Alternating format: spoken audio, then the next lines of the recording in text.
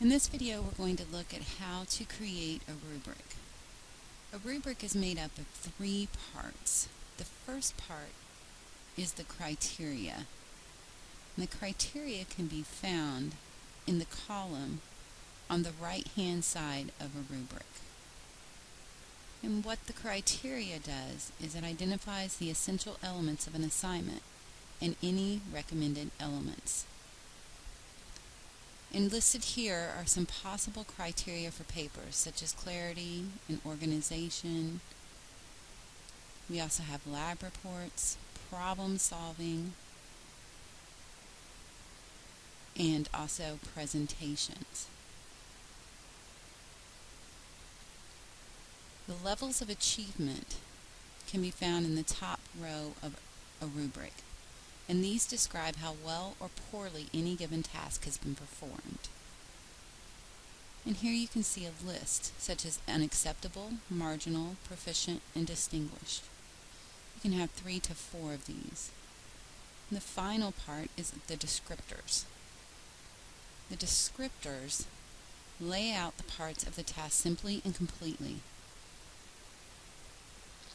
They usually range from does not address for failing, addresses some for average, addresses all for good,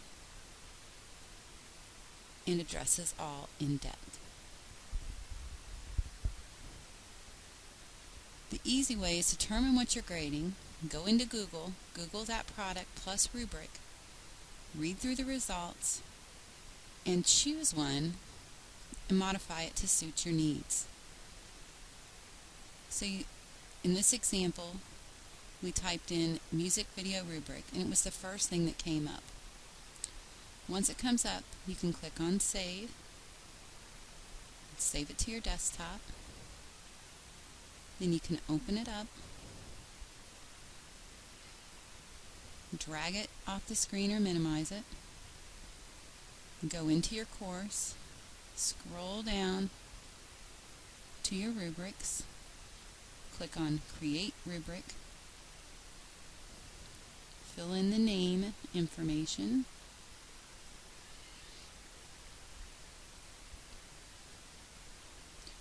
and then you can type a description of the assignment for the students.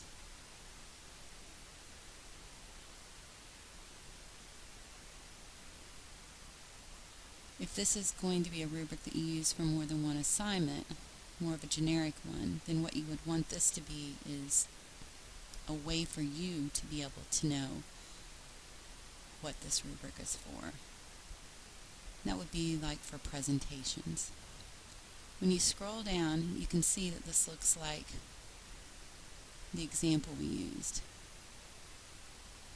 So you want to split your screen and put the rubric that you downloaded beside the rubric you're creating. You can add columns and rows. So the one we have had 4, so I added a column. And then you can edit the names of them.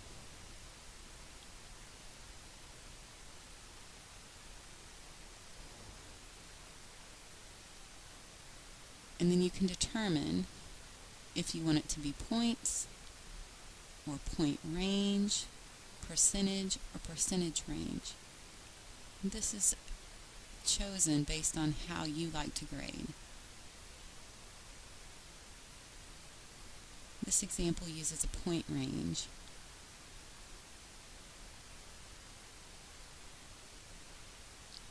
Then all you have to do is go into the one that you downloaded, change your criteria to match,